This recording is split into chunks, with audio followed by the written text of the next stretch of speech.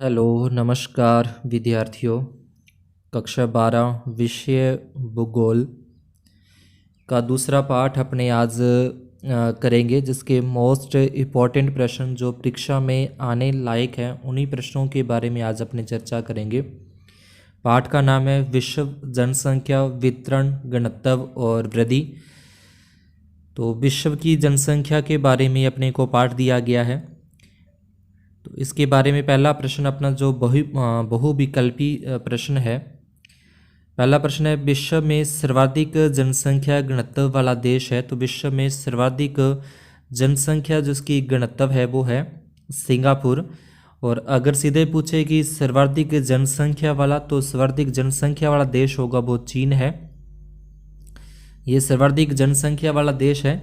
लेकिन अगर जनसंख्या घनत्व की बात करें तो घनत्व सबसे ज़्यादा सिंगापुर का है। घनत्व होता है कि प्रति वर्ग किलोमीटर के अंदर, जैसे ये प्रति वर्ग किलोमीटर कोई क्षेत्रफल है, कोई एरिया है, इसमें कितनी जनसंख्या निवास करती है, जितनी जनसंख्या निवास करती है वो उसका क्या कहलाता है, जनसंख्या घनत्व कहलाता है। तो सिंगापुर का सबसे ज़्यादा जनसंख्या घनत्व वाला देश है। दूसरा प्रश्न, कटंगा जाम्बिया क्षेत्र किस के लिए प्रसिद्ध है। तो ये तांबे के लिए प्रसिद्ध है। तीसरा प्रश्न, किसने कहा था कि लोगों की संख्या खाद्य आपूर्ति की अपेक्षा अधिक तेजी से बढ़ेगी। तो ये जो नाम जिसने कहा था ये आ जाएगा माल्थस ने कहा था कि लोगों की संख्या खाद्य आपूर्ति की अपेक्षा अधिक तेजी से बढ़ेगी, यानी कि जो खाने वाली चीज़ें वो कम बढ़ेंगी, उनका विकास कम होगा, लेकिन जनसंख्या बहुत तेजी से बढ़ेगी। चौथा प्रश्न है, जापान का कोम्बे ओसाका क्षेत्र जिस कारण से सान बसा हुआ है, तो वह है औद्योगिकरण के कारण। पांचवा प्रश्न है, जनन अंकीय संक्रमण की प्रथम अवस्था संबंधित है। तो इसकी प्रथम अवस्था आ जाएगी उच्च जन्म दर और उच्च मृत्यु दर। तो इसकी 4-5 अपने संकल्पनाएं हैं, अवस्थाएं हैं, तो उनको अपने ध्यान में रखना है जनन अंकीय की। आगे 6 नंबर प्रश्न, विश्व में सर्वाधिक जनसंख्या वाला देश कौन सा है। तो चीन सबसे अधिक जनसंख्या वाला देश है। उसके बाद 7वां प्रश्न है, एशिया में विश्व की कितने प्रतिशत जनसंख्या निवास करती है। तो इसकी आ जाएगी 60% जनसंख्या निवास करती है। 8वां प्रश्न है, जनगणतव को परिभाषित करो। तो वो आ गया कि प्रति वर्ग किलोमीटर के अंदर रहने वाले व्यक्तियों की संख्या उस क्षेत्र का जनगणतव कहलाता है। यानी कि प्रति वर्ग किलोमीटर के अंदर कितने व्यक्ति रहते हैं, उनकी संख्या उस क्षेत्र का जनगणतव कहलाता है। 9वां प्रश्न है, जनगणतव का सूत्र लिखना है। तो ये जनगणतव का सूत्र हो जाए कुल जनसंख्या कितनी है और उसके बटे में कुल उसका क्षेत्रफल कितना है। तो वो इसका हो जाएगा जनगणतव का सूत्र अपने इस तरीके से लिखना है। 10वां प्रश्न है, भूमध्य सागरीय प्रदेश में अधिक जनसंख्या का क्या कारण है। तो भूमध्य सागर अधिक जनसंख्या क्यों है, सुखद और उच्चतम जलवायु होने के कारण जनसंख्या अधिक है भूमध्य सागरीय में। 11वां है, अशोधित जन्म दर क्या है। तो इसका उत्तर हो जाएगा प्रति 1000 स्त्रियों द्वारा जन्म दिए गए जीवित बच्चों की संख्या अशोधित जन्म दर कहलाती है। इसके बाद 12वां प्रश्न है, उत्प्रवास क्या है।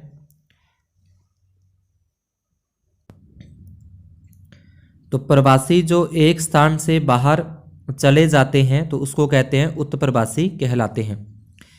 13वां प्रश्न है, जनसंख्या वितरण को प्रभावित करने वाले कोई 2 कारक। तो ये काफ़ी इंपॉर्टेंट प्रश्न है, जितने भी इसके अपने कारण हैं उनको अच्छे से याद करना है। जनसंख्या वितरण को प्रभावित करने वाले कारक है, तो इसमें आ जाएगा जलवायु और मृदा। 14वां प्रश्न है, प्रवास किसे कहते हैं, किसी व्यक्ति या व्यक्तियों के समूह का अपने निवास स्थान का स्थायी परिवर्तन प्रवास कहलाता है। यह स्थायी भी हो सकता है, अस्थायी हो सकता है और मौसमी हो सकता है। 15वां प्रश्न है, विश्व में जनसंख्या वितरण की प्रमुख विशेषताओं का वर्णन कीजिए। तो इसमें प्रमुख जो विशेषताएं हैं, तो इसके अंदर आ जाएगा विश्व में जनसंख्या वितरण असमान है। चीन में सर्वाधिक जनसंख्या, तो जो पूरा का पूरा विश्व है उसमें जो जनसंख्या है वो असमान पाई जाती है। चीन में सर्वाधिक जनसंख्या पाई जाती है और ओशनिया के अंदर ये कम जनसंख्या पाई जाती है। दूसरी इसकी विशेषता हो जाएगी, विश्व में जनसंख्या घनत्व भी असमान है। कहीं पे जनसंख्या घनत्व कम है और कहीं पे जनसंख्या जो घनत्व है वो सर्वाधिक है। जो मैदानी भाग होते हैं वहाँ पे जनसंख्या अधिक होती है, जनसंख्या घनत्व अधिक होगा। जो गर्म और शुष्क क्षेत्र होते हैं वहाँ पे जनसंख्या कम पाई जाती है, तो वहाँ पे जनसंख्या घनत्व कम होता है। तीसरा, नदी घाटी में मैदानों में जनसंख्या अधिक निवास करती है। ठंडे व गर्म मरुस्थल में जनसंख्या का वितरण कम होता है।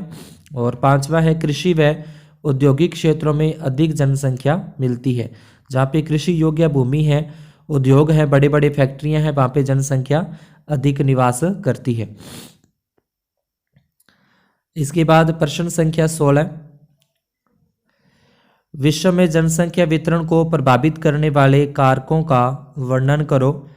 तो वितरण जो असमान वितरण है जनसंख्या का विश्व के अंदर, वो असमान वितरण क्यों है, उसके कौन कौन से कारक निर्भर करते हैं, तो उसका वर्णन है। तो पहला आपने दे रखा है उच्च आबच, तो इसके अंदर आ जाएगा पर्वत, पठार तथा उबड़ खाबड़ क्षेत्रों में जनसंख्या कम मिलती है, जबकि मैदानी क्षेत्रों में जनसंख्या अधिक मिलती है। जैसे गंगा जमुना के मैदान है, यहाँ पे जनसंख्या अधिक पाई जाती है। तो इस तरीके से अपने को हेडिंग देते हुए इसको अंडरलाइन करते हुए इन प्रश्नों के उत्तर इस तरीके से लिखते हैं। दूसरा पॉइंट है जलवायु।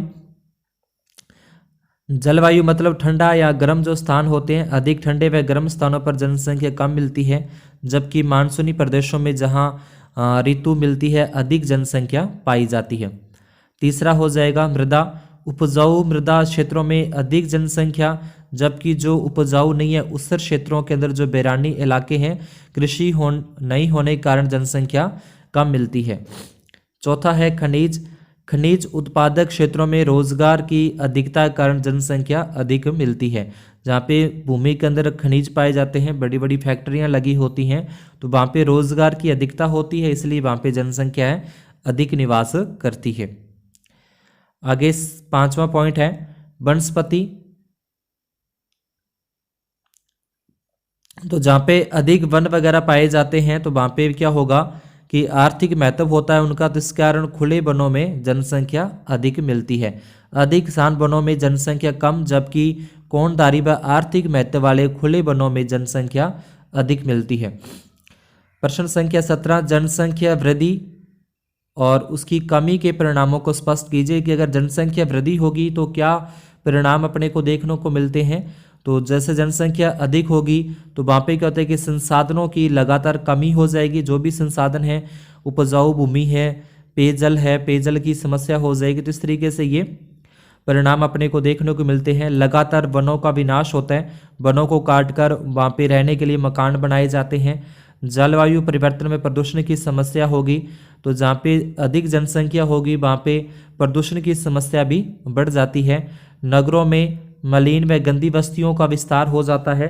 जब बड़े बड़े महानगर होते हैं वहाँ पे लोग रोजगार की तलाश में जाते हैं, तो रहने के लिए छोटी छोटी बस्तियाँ बनाते हैं, तो वहाँ पे गंदगी है वो ज़्यादा फैल जाती है। पांचवा है भोजन व आवास की कमी। जो मुख्य समस्या रहती है भोजन और आवास यानी कि रहने की, वहाँ पे कमी हो जाती है जहाँ पे जनसंख्या वृद्धि होती है। महामारी बढ़ने लग जाती है, कोई ना कोई बीमारियां पनपने लग जाती है और वहाँ पे चिकित्सा की कमी होने लग जाती है। सातवां है रोजगार की कमी। अब जनसंख्या वृद्धि होगी तो वहाँ पे रोजगार भी सभी को उपलब्ध नहीं हो पाता, तो रोजगार की भी कमी हो जाती है। तो ये जो है जनसंख्या वृद्धि के परिणाम अपने को देखने को मिलते हैं। उसके बाद है जनसंख्या कमी के परिणाम। तो अगर कमी होगी तो जो देश के अंदर जो संसाधन है उन संसाधनों का पूरा उपयोग नहीं हो पाएगा। दूसरा है देश की आधारभूत संरचना स्वयं ही अस्थिर हो जाएगी। और तीसरा देश के संसाधनों का विकास कम होता है। तो देश के अंदर जो भी संसाधन का निर्माण होना चाहिए था उनका निर्माण नहीं हो पाता जनसंख्या कमी के कारण। 18वां प्रश्न है प्रवास किसे कहते हैं, इसके प्रकारों का वर्णन कीजिए। तो प्रवास किसे कहते हैं, किसी व्यक्ति या व्यक्तियों के समूह का अपने निवास स्थान का स्थायी परिवर्तन प्रवास कहलाता है और यह स्थायी अस्थायी मौसमी हो सकता है।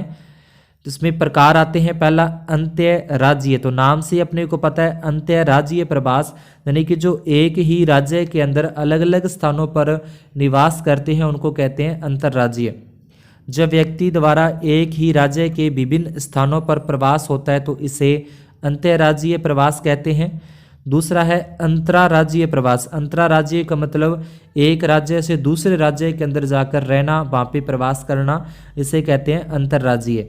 जब व्यक्ति एक राज्य से दूसरे राज्य में रोजगार के कारण प्रवास करता है तो इसे अंतर्राज्यीय प्रवास कहते हैं।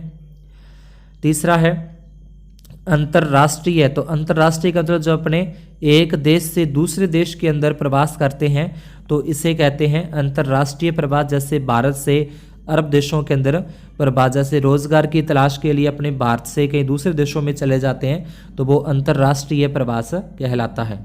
19वां है विश्व की जनसंख्या समस्या के समाधान हेतु कोई 2 उपाय। तो ये भी इम्पोर्टेंट प्रश्न है कि जो जनसंख्या वृद्धि हो रही है, जनसंख्या की समस्या के समाधान के लिए कौन से उपाय। तो प्राकृतिक संसाधन जो हैं उनका अनुकूलतम प्रयोग किया जाए, यानी कि उनका अंधाधुंध प्रयोग ना किया जाए, वनों को न काटा जाए, तो प्राकृतिक संसाधनों का अनुकूलतम प्रयोग किया जाए। दूसरा कोयला, पेट्रोल, बिजली के अधिकतम उपयोग पर नियंत्रण हो। तो ये समस्या के समाधान के 2 उपाय हैं। इसके बाद है 20वां प्रश्न, जनसंख्या वितरण और जनसंख्या घनत्व में 2 अंतर लिखिए। जनसंख्या वितरण से आशय, तो इसका पहला हो जाएगा जनसंख्या वितरण से आशय जनसमूह के स्थानिक वितरण से है, और दूसरा हो जाएगा जनसंख्या वितरण में स्थानिक वितरण पर अधिक बल दिया जाता है। जनसंख्या घनत्व से आशय जनसंख्या धरातल के अनुपात से है, और इसका दूसरा हो जाएगा जनसंख्या घनत्व में जनसंख्या आकार एवं क्षेत्र के अनुपातिक संबंधों पर बल दिया जाता है। प्राय 21वां प्रश्न है, प्राय जनविहीन क्षेत्र को स्पष्ट कीजिए। तो जनविहीन यहाँ से अपने को समझना है कि जनविहीन क्या होता है, जहाँ पे जनसंख्या बहुत ही नगण्य पाई जाती है, न के बराबर पाई जाती है, वो होता है जनविहीन क्षेत्र। तो जिसका जनसंख्या घनत्व एक व्यक्ति प्रति वर्ग किलोमीटर से भी कम पाया जाता है, जनविहीन क्षेत्र कहलाता है। पृथ्वी के स्थल भाग का लगभग 70% क्षेत्र आवासीय है, जिसे इस वर्ग में रखा जाता है। 22वां प्रश्न है, जनसंख्या वृद्धि के दुष्परिणामों के 4 बिंदु लिखने हैं।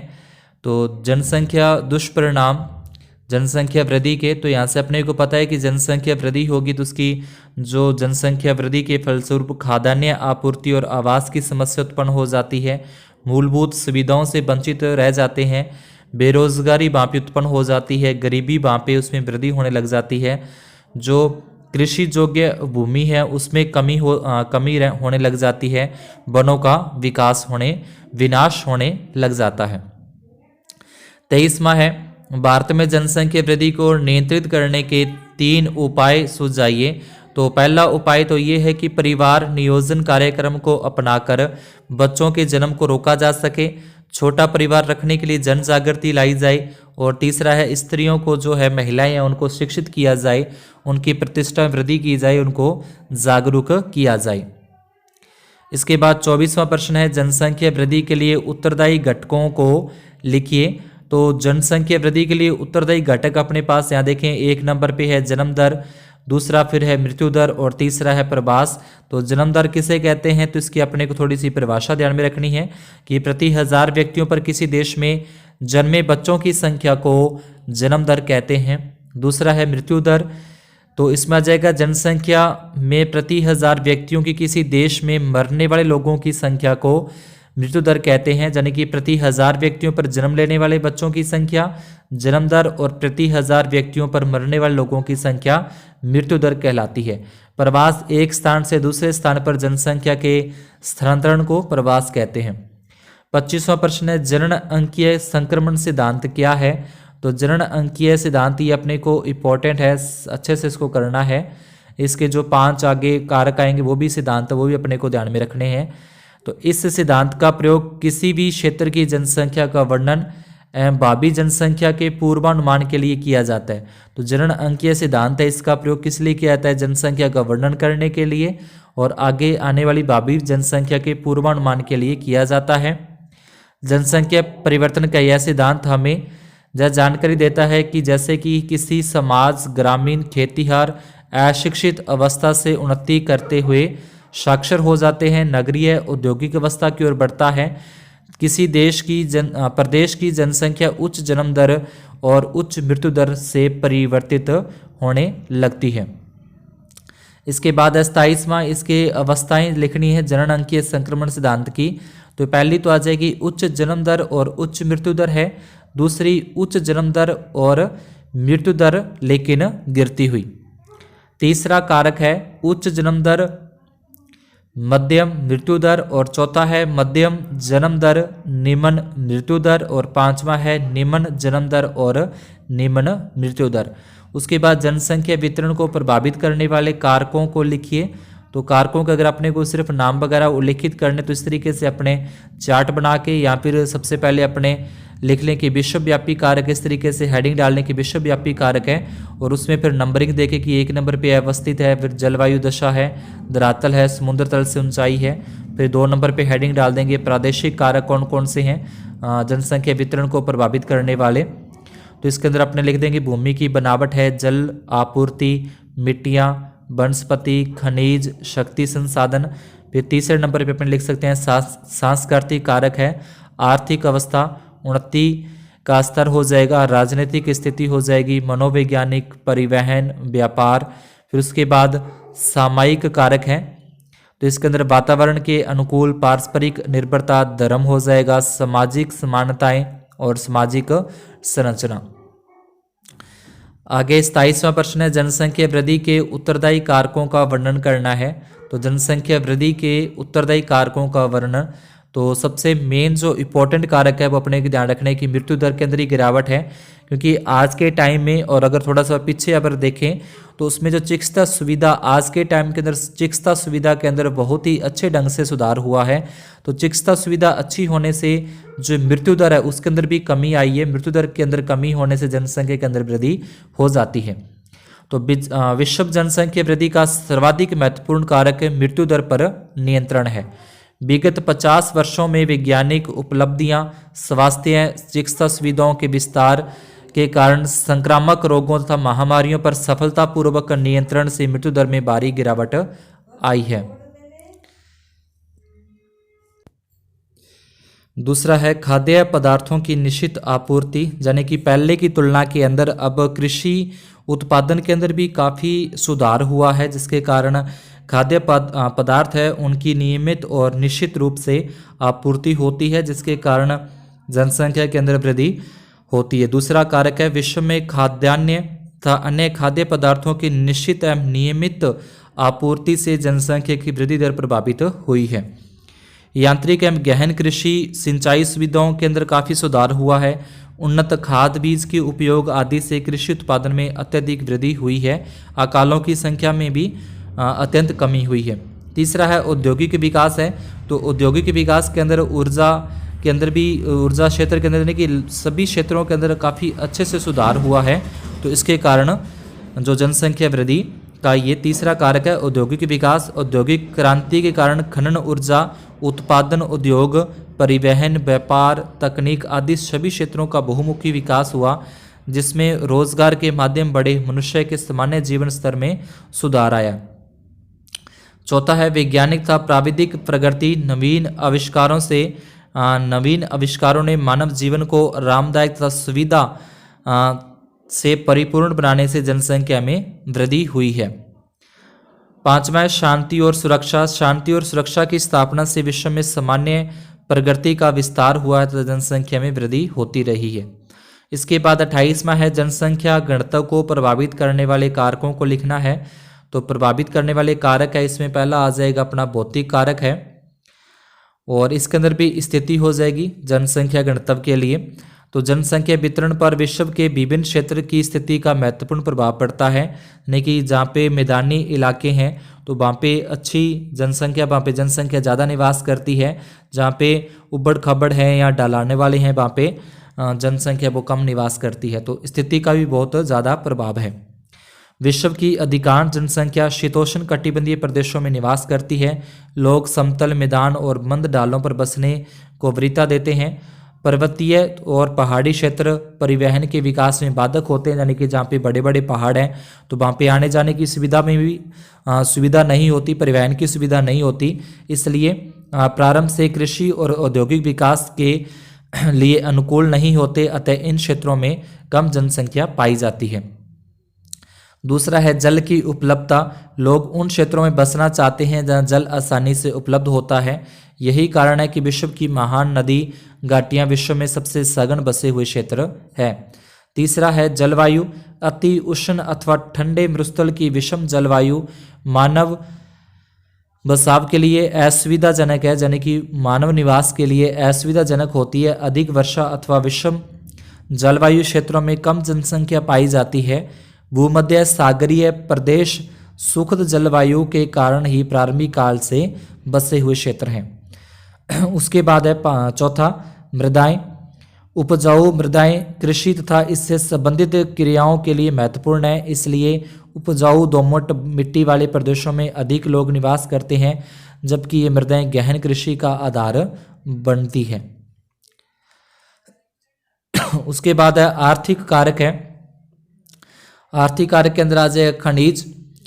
खनिज निक्षेपों से युक्त क्षेत्र उद्योगों को आकृष्ट करते हैं। खनन और औद्योगिक गतिविधियां रोजगार उत्पन्न करती हैं, अतः कुशल कर्मी इन क्षेत्रों में पहुंचते हैं और जनसंख्या को सघन बना देते हैं। अफ्रीका की कंडांगा तांबा पेटी इसी का एक अच्छा उदाहरण है। नगरीकरण। नगर रोजगार के बेहतर अवसर, शैक्षणिक व चिकित्सा सुविधा, परिवहन और संचार के बेहतर साधन प्रस्तुत करते हैं। अच्छी नगरीय सुविधा तथा नगरीय जीवन का आकर्षण लोगों को नगरों की ओर खींचते हैं। तो नगरीकरण के अंदर रोजगार के अच्छे अवसर अपने को मिल जाते हैं, पढ़ाई लिखाई अच्छी हो जाती है, चिकित्सा सुविधा वहाँ पे अच्छी होती है, परिवहन जो सुविधा वो अच्छी मिल जाती है, इसलिए लोगों को आकर्षण करता है जो नगर होते हैं बड़े बड़े। तीसरा है औद्योगिकरण। औद्योगिकरण बड़ी संख्या में लोगों को आकर्षित करता है। इनमें केवल कारखानों के श्रमिक नहीं होते, बल्कि परिवहक, परिचालक, दुकानदार, बैंक कर्मी, डॉक्टर, अध्यापक तथा अन्य सेवाएं उपलब्ध कराने वाले भी होते हैं। जापान का कोम्बे ओसाका प्रदेश अनेक उद्योगों की उपस्थिति के कारण सघन बसा हुआ है। तो जहाँ पे उद्योग होगा, बड़ी बड़ी उद्योग लगेंगे, कल कारखाने लगेंगे, फैक्ट्रियाँ लगेंगी, तो वहाँ पे काम करने वाले लोग तो होंगे ही, साथ में अन्य जैसे डॉक्टर हैं, दुकानदार है, कोई बैंक कर्मी है, अध्यापक है, तो उनका भी वहाँ पे जमा बड़ा ज़्यादा हो जाता है, तो इसलिए वहाँ पे सघन जनसंख्या हो जाती है। चौथा सामाजिक एवं सांस्कृतिक कारक है। कुछ स्थान धार्मिक अथवा सांस्कृतिक महत्व के कारण अधिक लोगों को आकर्षित करते हैं। ठीक इसी प्रकार लोग उन क्षेत्रों को छोड़कर चले जाते हैं जहाँ सामाजिक और राजनीतिक अशांति होती है। कई बार सरकारें लोगों को विरल जनसंख्या वाले क्षेत्र में बसने अथवा भीड़भाड़ वाले स्थानों में चले जाने के लिए प्रोत्साहन देती है। उसके बाद 29वां प्रश्न है जनसंख्या वृद्धि को रोकने के लिए आपके जो जवाब हैं वो अपने को लिखने हैं, अथवा जनसंख्या समस्या समाधान के लिए अपने विचार लिखिए। तो ये काफ़ी इम्पोर्टेंट प्रश्न है, अपने सुझाव इसमें रखने हैं। तो भौगोलिक संसाधनों का, यानी कि जो भौगोलिक संसाधन है, जो प्राकृतिक संसाधन है, उनका अनुकूल प्रयोग करके आर्थिक उत्पादन में वृद्धि करना, औद्योगिक परिवहन, संचार, खनन उद्योगों और निर्माण उद्योगों की उन्नति, यंत्रीकरण, कोयला, पेट्रोल, बिजली के अधिकतम उत्पादन पर नियंत्रण आवश्यक है। तीसरा है शिक्षा का प्रसार और विज्ञान और तकनीक प्रशिक्षण के अधिक से अधिक प्रसार से जागरूकता लाना। तो इस तरीके से अपने जनसंख्या वृद्धि को रोक सकते हैं। चौथा है कृषि का नवीनीकरण हो गया। पांचवा है सागरीय संसाधनों का उपयोग। छठा है जनसंख्या का अल्प बसे क्षेत्रों में प्रवास। और सातवां है देरी से विवाह, परिवार नियोजन और सनती निग्रह। तो इस तरीके से ये उपाय करके इस तरीके से अपने जनसंख्या वृद्धि को कम कर सकते हैं और इसको एक हद तक नियंत्रित कर सकते हैं। तो आज की क्लास में अपने इतना ही। आगे के जो तीसरे पार्ट के प्रश्न उत्तर हैं वो अपने करेंगे नेक्स्ट क्लास के अंदर। तो जो चैनल पर पहली बार आए हैं, जो चैनल पर न्यू हैं, वो चैनल को सब्सक्राइब ज़रूर कर दें। वीडियो को लाइक अगर अच्छा लगे और कमेंट करके ज़रूर बताएं कि आपको ये किस तरीके के लगे प्रश्न। मोस्ट इम्पॉर्टेंट प्रश्न है जो परीक्षा में आने लायक हैं। आज की क्लास में इतना ही। धन्यवाद। शुभ दिन।